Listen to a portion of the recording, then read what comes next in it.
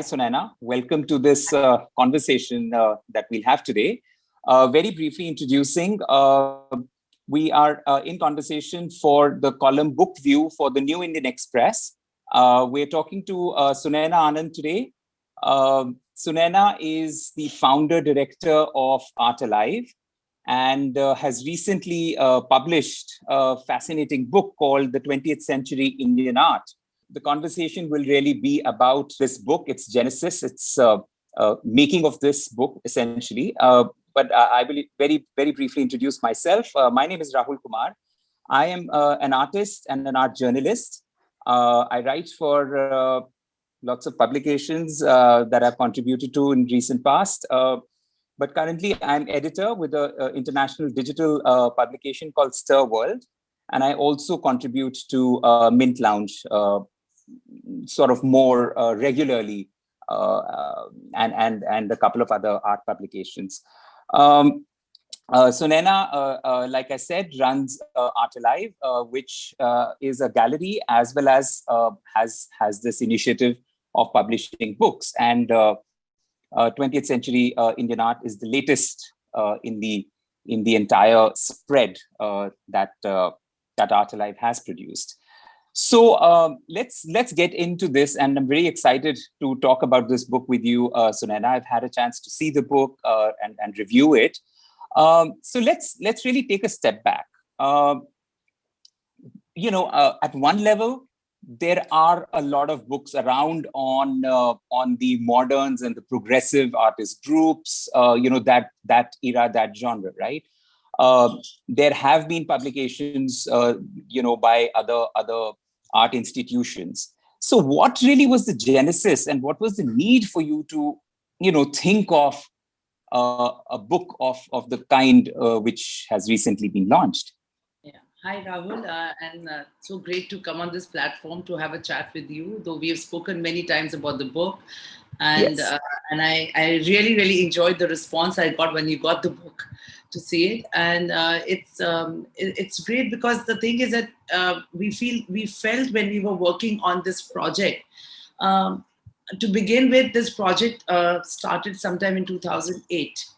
And at the time when we had just finished a book on phases of Indian art, and which had got an overwhelming response because it was looking at the studios of the artists. And we had invited Geeti Sen to do an essay, introducing modern and contemporary art in that book. But that book primarily looked at studios of the artists, but we had to give an essay that talked about what the modern contemporary art is. And while we were doing that, we realized that there is no comprehensive publication that puts together, as you said, that there are many publications that are looking at different periods, but there was no comprehensive publication that was looking at the entire history of Indian art.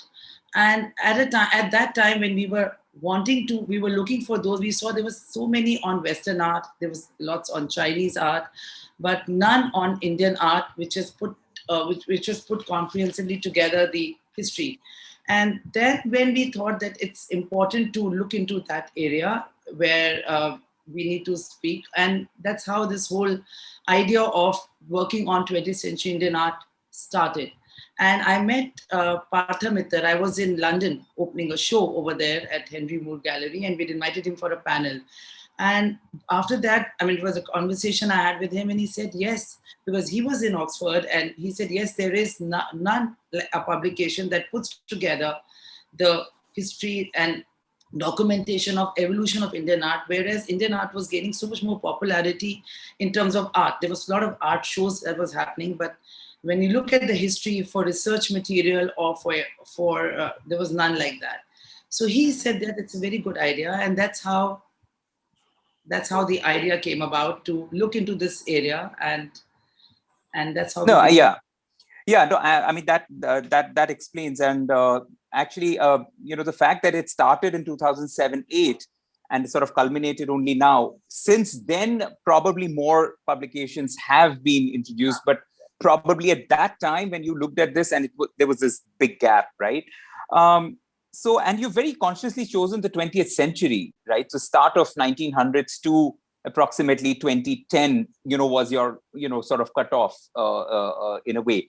Not really 2010. We have also come, I mean, it is 2010, but while we were finishing the publication by the end of it, which was like just a couple of years ago, they have, I mean, see, as history was into making things, so we have looked at little beyond 2010, you would say. And actually, that's true. Yes. Yeah. And especially some of the international initiatives, our presence at the, Venice Biennale, etc. Some of those things have been sort of, it's just the tail end of this period, So we have tried to take it as, I mean, we tried to stop as late as we could before it could go into print, Correct. And like you said, the next one is going to take a while. So, Well, there won't be a next one. There would be 20th century Indian art there'll be editings happening. The next edition would be will incorporate what's happening now and taking from here. And it will be probably called 20th century Indian art and beyond, So we have already started. I mean, once this book we just launched it at JLF, and it's just came to the market even a month ago. And the editors are already thinking, and we are already started, putting together pointers and stuff that we could look at for the next edition. So the next edition would be addition to the journey. It's a journey. The journey, right? Absolutely. That makes a lot of sense, and I mean, it's absolutely very beautifully produced book, I have to say. But tell me, when you began the planning of it, there are 3 sections, and then there is a 4th sort of a section, but each of this has been given to a separate editor. So how did that sort of come about, the thought to divide this into so sort of distinctly into periods, and also having 3 separate individual editors for each of the sections? Yeah, that actually speaks for the vastness of Indian art. That there's a whole journey that started. We're looking at 1900 onwards. Right. When the initial meeting was, the conversation that I had with Partha Mitter and with Parul to begin with was that we were looking at, bringing out this book. But when we started, working on it, we realized that there are so many, there are actually various phases of Indian art, how it's moved. And it was best to bring 3 experts editors who experts in the different eras to look into that more deeply. So to go deep into that era, you needed to have, we felt that it was important to have 3 editors who are experts in those areas in that period, so that they could further invite more contributors looking at that area. So that's how it started with Partha's first section, which is pre-independence, and stops from 1900 to 47. That is his area of expertise. And the next is Parul Dave Mukherjee, which is looking from independence to 1990, which is post-independence. And then we get into the globalized world. So, and Rakhi was invited once the process had started, and we approached Rakhi Balram because she was at that time, she was invited by JNU as a visiting faculty, and we met her and we felt, she is an expert in that area. So it was best to look, and I think it's really worked very well because each editors have gone then deeply into that area, right. and invited contributors for long essays and for short brief boxes that we have, and that may helped us to make this more detailed, comprehensive, and more informative kind of a publication. No, absolutely. And again, I completely agree with the contributions within each of the sections also really comes from, people who are respected for their understanding and knowledge, whether it is Yashodhara Dalmia or Shukla Sawant, whole lot of people who have added to each of the sections and through their expertise. But tell me, Sunaina, 14 years is a rather long time and a very, very long journey. I mean, in the Indian context, 14 baras ka vanvas bhi ek baat hoti hai. So like that, which is not over. We just got over, right? So and the most amazing part is that in this 14 years of journey, we have had every contributor, all the 3 editors have been there with us, which is phenomenal, which is unique, which is phenomenal. And we signed up. I mean, we invited contributors way back then, and having them travel this journey of 14 years together with us is, I think it's amazing. It's a very accomplished kind of a thing. That itself is something can be talked about, because it's not easy to carry the entire team together True. through 14 years and keeping that consistency of work that they have contributed and they've done in the book. So it's been, and also when the publication started in 2008, when the conversation started, and then and the three editors are from three different continents. If you would see, Partha is in UK, Parul was here, and then Rakhi, after finishing her work in Delhi, I mean over here, she's back in New York. It was difficult to, there were a lot of work done digitally and across, but then everything takes time. And then they have, I must say that, this book wouldn't have been possible without these three editors. They have gone deeply into the area of their, looking into the section, that area they're looking into. And then they have very carefully chosen contributors. Each contributor has very, very, have given us very well-researched articles and essays. They are experts in that area of, work. So every chapter that you see in the book, every contributor is an expert in that area. So to absolutely look out for those contributors, to ensure that, and then when the book was happening, when it started working, you've seen that from 2008, as you said, that there were not many publications, but now we've actually witnessed, the book has witnessed the history in the making. From 2008 to now, the Indian art has evolved. Its global reach is phenomenal. We are in every museum, we have museum shows. We are into biennales. We are, and we have our own museum of our own, which was at that time was not there. So so the book is actually witnessed and has I would say documented and witnessed the process of Indian art growth that's happened. No, absolutely, you're right. And 2008 was also sort of 8-10 also was an important time for things to really expand. The art fair sort of came in around that time. The Kochi Biennale. Yeah. It came in 2010. 2012 was the first ever Kochi Biennale that sort of got introduced, and like we mentioned, our presence at the Venice Art Biennale happened later. Yes. So a lot happened, the number of art galleries that sort of came into the ecosystem expanded. So this book actually looks into all those areas. So the book is looking into the history and the documentation and the research material on artists, but is also looking at all the players who have contributed to taking it to a global level, and to bring it to that, to bring it to the global audience, and the role of galleries, role of institutions like Khoj, yes, absolutely. A presence at the Biennale, the museums coming in, and also looking at basically documentation of art, the photography that was changing. Yes. So it's straight. So that's why I think the book, a publication like this, we had expected would take about 6 to 7 years when we started. We knew that it's going to take that much time.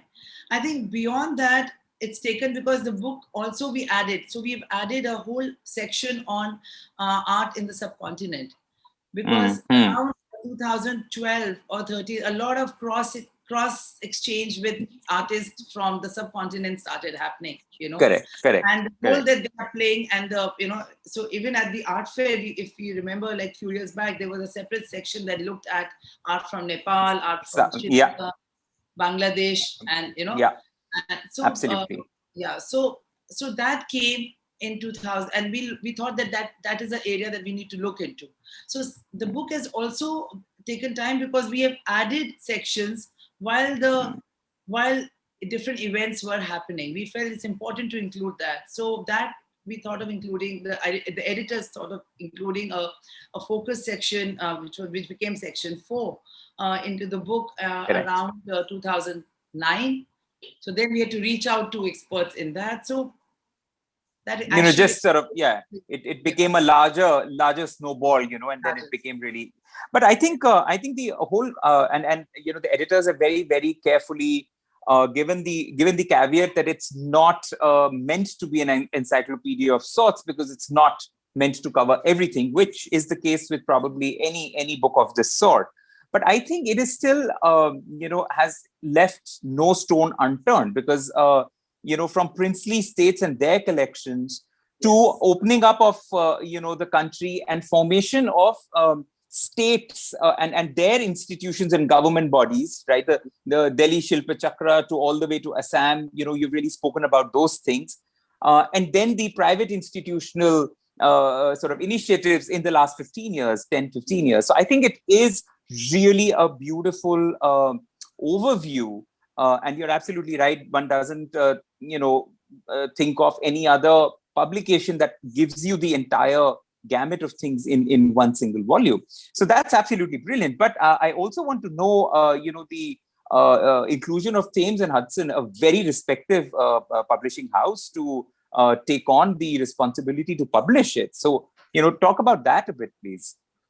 Yeah, so when see, the thing was that it was important to have our presence on the global platform, you know, we are there. I mean, in terms of art exhibitions, in terms of art viewing, and, you know, shows and biennales, as you just mentioned. But there was no documentation, there was no comprehensive publication that would talk about Indian art to researchers, to artists, to people who are who would like to know more about not just viewing of art, but about the entire, you know, critical, you know, understanding of the Indian art. So when we had the publication, when we were almost ready with our manuscript, and we were ready, we thought that it will be good to have a conversation with the international publisher. And when we thought about that, we met them because we have published many other books. You know, we published books in India, and we have met them. And when during one of those meetings, we felt that there could be an interest by Thames and Hudson, because they had none such publication that they had, you know, given, you know, had been part of their project or their working. So Sure. when our manuscript was ready, we felt that let's talk to them, and to bring Indian art to a global audience, as I said, and to have our presence in every international organization, institutions, museums. It was important to reach out to the best, I would say, publication company. I mean, Absolutely. there's nobody better than them. So we took the manuscript to them, and they immediately took it. They said that this is amazing, because we were wanting, and we did not. I mean, and they also felt that there was a vacuum for a publication like this, and so it was. We felt that, this will complete what we want to bring to the audience. You know, what we want to do with Indian art. The publication, the way, because if you would see that the book has a lot of contributors like John Clark, we have Karen Zitzwick, we have Rebecca Brown. So we have a lot of international well-known art historians who are interested have done the research material on Indian art. And like Tony Mathur, who teaches, in US, said that when they teach, there's none that they could refer to. So Thames and Hudson also felt that this book will be a book that would have a very broad audience.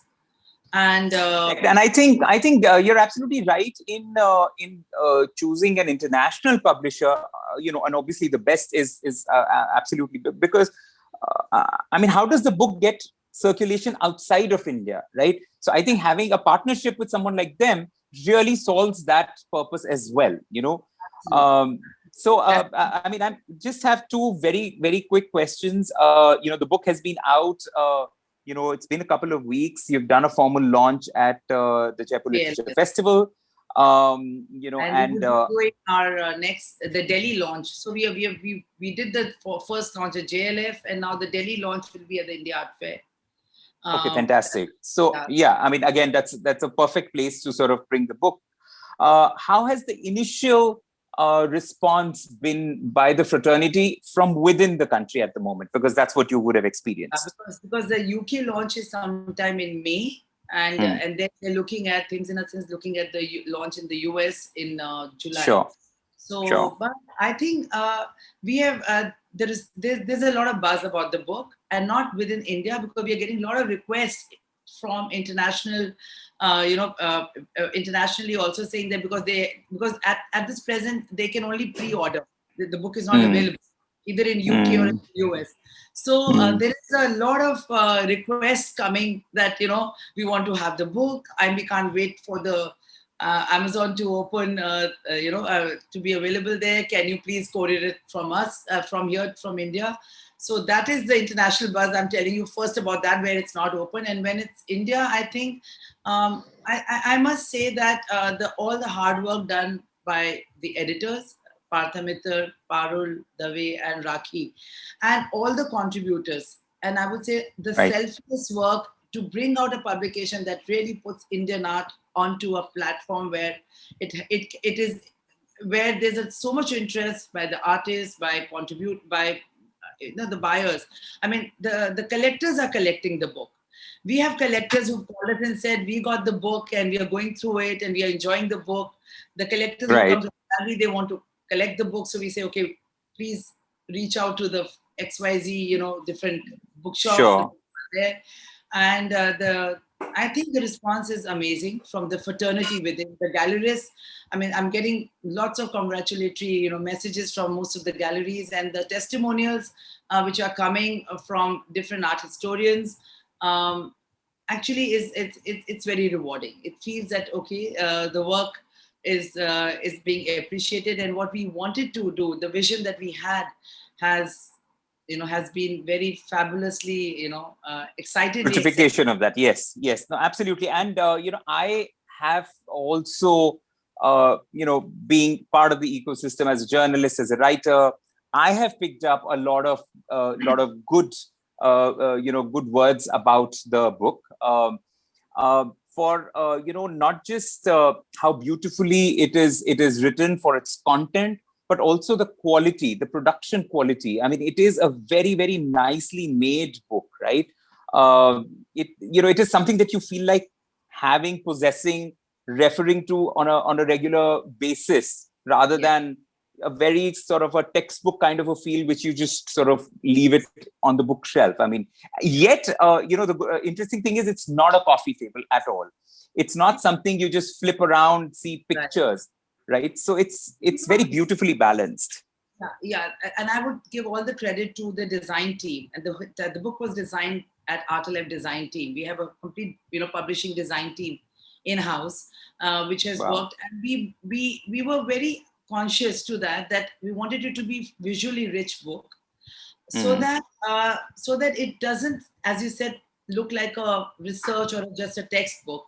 The idea was to make it visually rich, and also we've introduced boxes in the book. If you see, the whole design out of the book is such that you get relief from very big essays, and you look into the boxes. Sometimes you look into the pictures. You look at the picture and you refer that picture to the text. So you can go many ways back and forth in this book. And what really completes the book, and I would say, like, which is really a special feature to the book, including is the whole number of interviews that we have carried. And this was very, very. I mean, this came again out of a conversation between the three editors. Said that we are getting the views of the art historians. What about the artist? What about how they have looked at the entire journey of Indian art? They have been part of it. So we have a very interesting section on interviews, and we have some. I would say they're treasures. They are literally treasures, because we have an interview with Manida K.G. Subramaniam, which actually, unfortunately, is no longer with us now. And this was probably one of his last interviews that we did. And then there's an interview with Krishan Khanna, who is, and there's an interview, and we try to look through these interviews, different regional development of art through their eyes. So different there's an interview with Anita Dubey, there's an interview with Rux Media Collective, with Hmm. Tapati Thakur. Thakur, yeah. Yeah. So with No, her, absolutely. I think so. And that's again brings in a very different flavor to the discussion, because it is the practitioner's point of view on, absolutely. what they have seen, right? True. Rather than the institutions, the galleries, the fairs, and those kind of things. So I think we're coming to the end of this conversation, but it must end with a last question. And you did touch upon this very briefly. What next, right? You said the plan is to make it more edition oriented, so it is a continuum of something that has started, right? Yes, uh, absolutely. and you did privately promise that it is not going to be 14 years. So are we already looking at something in the next 5-6 years, or it's too soon to ask that? See, it is too soon to ask that. How many years? That's too soon to ask. But definitely, this is the book that is going to continue.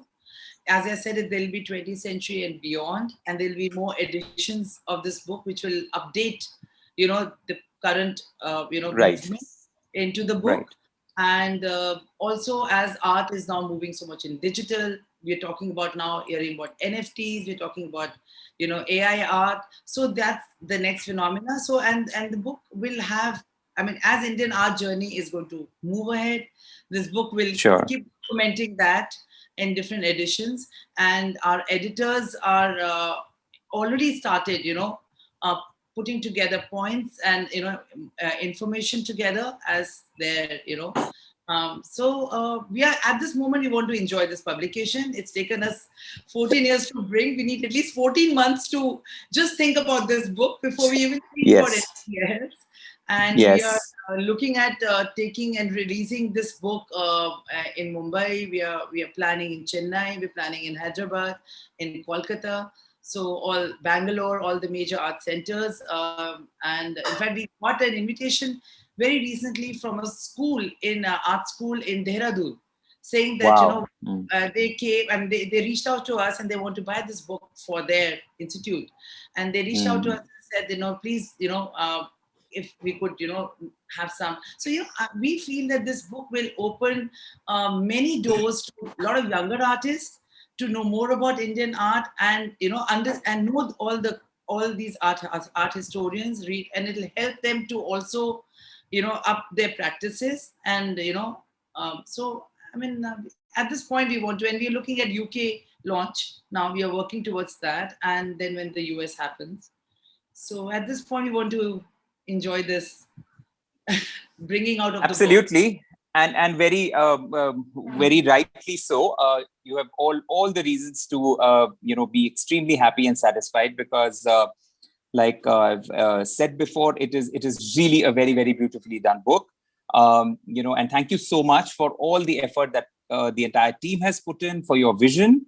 And I can only urge and tell everyone that they must find a way to refer to the book, to have a look at it, and if possible, even possess it. Sunaina, thank you so much for speaking with me today, and talking about this beautiful journey. And more power to you and your team. Thank you Thank you so so much. much. Thank you very much. And on the closing note, I would like to thank and acknowledge my editors, the contributors, the design team, the research team, all the international, collectors who have helped us with resource material. This Great. book wouldn't have been possible without everybody's energy coming together. And thank you so much for this conversation, Rahul.